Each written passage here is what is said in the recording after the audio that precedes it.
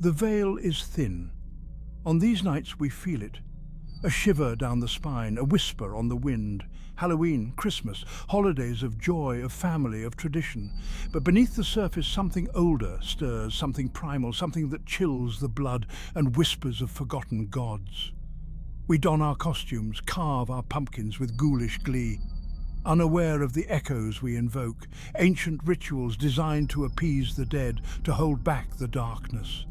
A time when the boundaries blurred, when the living and the dead danced beneath the autumn moon. We string lights, sing carols, celebrate the birth of light.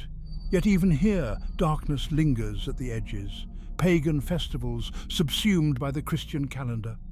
A celebration of the solstice, the shortest day, a promise of the sun's return. But what of the long night? What creatures stir in the shadows waiting for the dawn?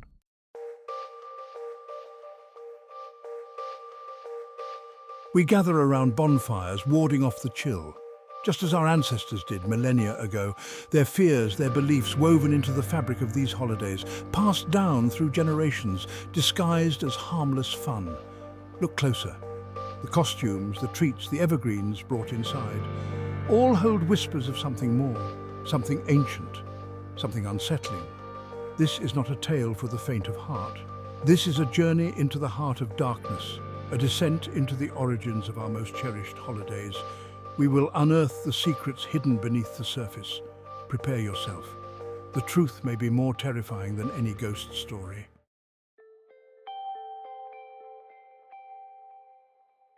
The Celts knew. They understood the rhythm of the seasons, the dance of life and death. Samhain, they called it, the end of summer, the harvest's close, a time of both celebration and fear. For on this night the veil thinned, the barrier between worlds, fragile, porous. Imagine a world cloaked in shadow, the air thick with wood smoke and the scent of decay. The Celts, huddled around bonfires, their faces flickering in the firelight. Not just warmth, these fires, but protection. Beacons against the encroaching darkness. For on Samhain, the dead walked among the living, ancestors, loved ones, but also something else. Creatures of shadow and mist, drawn to the warmth of the mortal realm. The Siddhi, the fair folk they were called, not to be trifled with. Offerings were made, food left out, doors left unlatched. A plea for peace, a bribe against misfortune. The spirits would feed, would judge. Would they bring mischief or blessing? The fate of the village hung in the balance.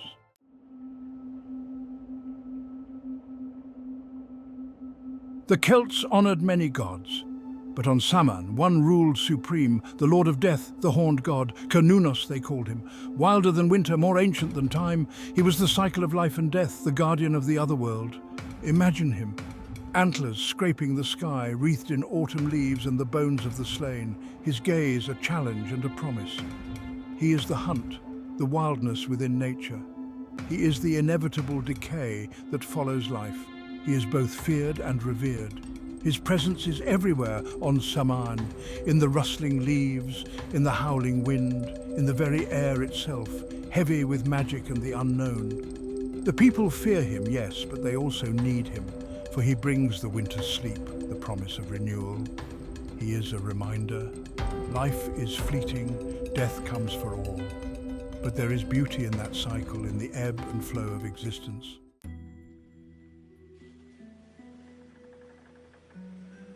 Samhain was a time of divination, of glimpsing the future. The harvest was over, the year's work done. Now the Celts sought answers in the flames, in the whispers of the wind. What did the coming year hold? Prosperity or ruin? Imagine a druid, eyes closed, chanting over a cauldron. Herbs and bones swirl within, casting eerie shadows on his weathered face. He seeks answers, a vision of what's to come. The villagers watch, a mixture of hope and dread in their eyes. For the future was not always kind. Omens were everywhere on Samhain. A crow's caw, a black cat crossing one's path. These were not mere superstitions. These were messages from the other world, warnings to be heeded, and sometimes the veil between worlds, it tore, not a gentle thinning, but a gaping wound. Then the creatures of darkness could cross over, wreak havoc on the mortal realm. These were the nights people feared most. These were the nights that birthed our Halloween.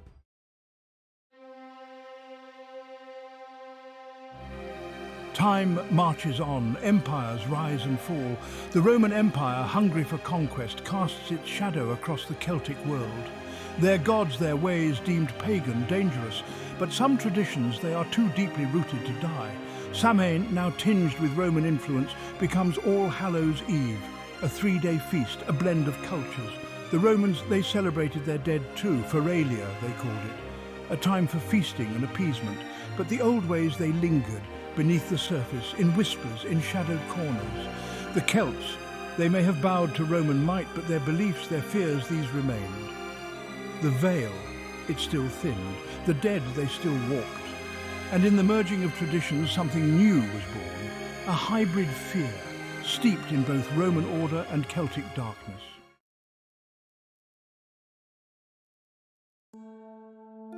Rome falls. Darkness descends upon Europe, the Dark Ages, a time of plague, of war, of ignorance. The Church, it rises to fill the void, offering solace, offering salvation. But the old ways, they are not so easily forgotten. Samhain, now All Hallows' Eve, takes on a Christian veneer. All Saints' Day, they call it now, a day to honour the saints, to celebrate the faithful departed. But look closer, the bonfires still burn, the costumes they evolve. No longer just spirits, but saints, angels, devils, a strange masquerade, a blurring of lines between the sacred and the profane. Fear still clings to the night, fear of the plague, of the unknown. The Church, it may preach salvation, but the people, they remember the old gods, the ones who ruled the darkness, who demanded respect.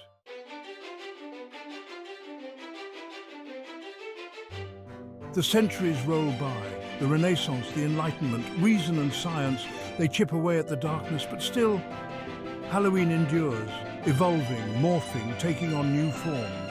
The printing press arrives, stories spread farther, faster, folk tales, legends, whispers of the supernatural. Halloween becomes a time for storytelling, for revelry, a chance to confront our fears, to laugh in the face of death. And then the new world, America, a melting pot of cultures, of beliefs. Halloween, it takes root in this new soil, becomes something uniquely American. Commercialized, yes, but still retaining a hint of its ancient power. The costumes become more elaborate. The jack-o'-lantern, a grinning symbol of the holiday, emerges from Celtic tradition. Long before carols and candles, there was winter, a season of darkness, of cold, of fear. The days grew shorter, the nights longer, a slow, creeping death gripping the land. This was the time of the winter solstice, the shortest day, the longest night. Yet even in the darkest depths of winter, there was a flicker of hope. For the solstice marked a turning point, the slow creep back towards warmth and light, and so people celebrated. They feasted, sharing what little they had in defiance of the barren season.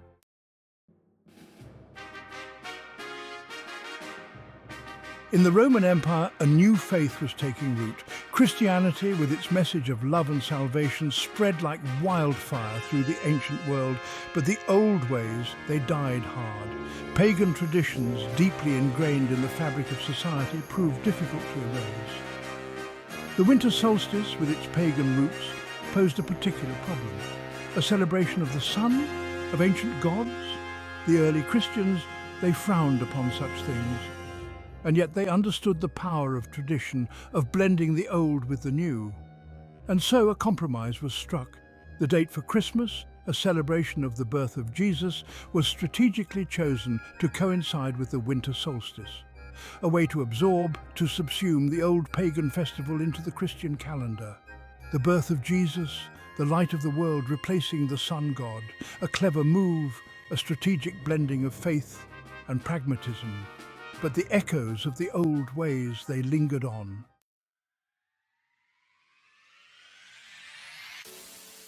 One festival in particular left its mark on the burgeoning celebration of Christmas, Saturnalia, a Roman festival of wild revelry and excess, held in honor of Saturn, the god of agriculture. A time for feasting, for drinking, for gambling, for the overturning of social norms. Imagine the streets of Rome alive with music and laughter, people adorned in garlands, their faces flushed with wine, gifts exchanged, slaves briefly freed from their bonds. A time of joyous chaos, a release from the rigidity of everyday life. Sound familiar? The echoes of Saturnalia, they resonate through the centuries, finding new life in the traditions of Christmas. The feasting, the gift-giving, the decorations, the spirit of merriment all harken back to this ancient Roman festival. Even the Christmas tree, that iconic symbol of the holiday, finds its roots in pre-Christian traditions. The Romans, they decorated their homes with evergreen boughs during Saturnalia, a symbol of life and renewal in the depths of winter. A tradition later adapted and absorbed into the Christmas celebration.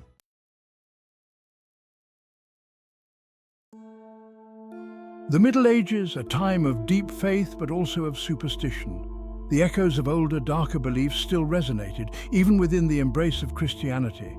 Christmas, now a central fixture in the calendar, was not immune. The long nights of winter, they held a different kind of magic now, not just the promise of Christ's birth, but whispers of older, wilder things. Creatures of folklore, born of darkness and snow, stalked the edges of firelight. The Yule log, ablaze in the hearth, offered more than warmth. It held back the darkness, kept the shadows at bay. Each spark a ward against evil, each crackle a reminder of the ancient pact between man and nature. The Feast of Fools, a raucous counterpoint to Christmas solemnity, echoed the chaos of Saturnalia. Commoners dressed as clergy, inverting the social order. A brief, giddy taste of anarchy before the order of winter reasserted itself.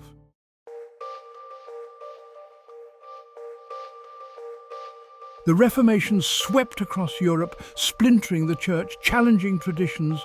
Christmas, deemed too pagan, too frivolous by some, faced scrutiny.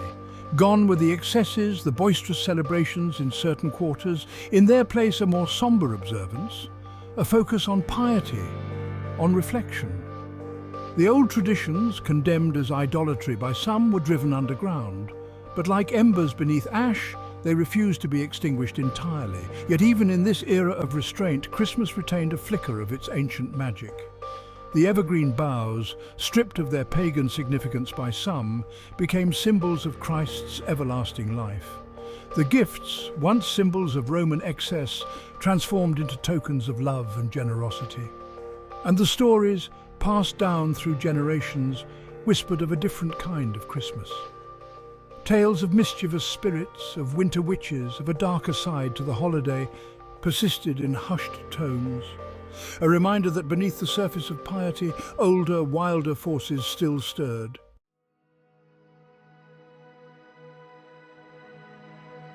The Victorian era. An age of industry, of empire, but also of a renewed fascination with folklore and the supernatural. Christmas, sanitized and sentimentalized, became a cherished domestic holiday. Yet even in this era of comfort and joy, a hint of darkness lingered. Charles Dickens, master storyteller, captured this duality in his iconic tale. Scrooge, a miserly figure, haunted by the ghosts of Christmas past, present and future. A stark reminder of the darkness that lurked within even the most festive hearts. The Christmas tree, popularized by Queen Victoria herself, became a symbol of Victorian Christmas. Adorned with baubles and candles, it brought the magic of the forest indoors. Yet even this seemingly innocent tradition held a hint of the uncanny, for the evergreen, symbol of life and renewal, also whispered of the ancient forests, of the spirits that dwelled within. The flickering candles, casting dancing shadows on the walls, evoked a primal fear of the dark. A reminder that even in the heart of Victorian splendor, the shadows of the past were never far away.